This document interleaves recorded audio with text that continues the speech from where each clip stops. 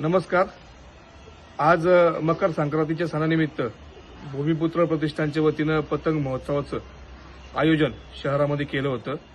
शहरातील अनाथ मुलांचा सांभाळ करणाऱ्या ज्या वेगवेगळ्या संस्था आहेत त्या संस्थेतील मुलांनी आज सहभाग घेतला होता।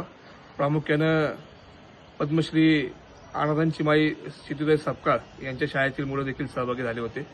तब्बल 150 ते 200 मुलांनी आज सहभाग घेतला होता आणि त्यांना आपण मोफत पतंग असेल, पतंग उडवण्यासाठीचा दोरा असेल आणि अल्पोपहार असेल हा आपण दिला होता। या महोत्सवाचं यंदाचं 3रं वर्ष आहे।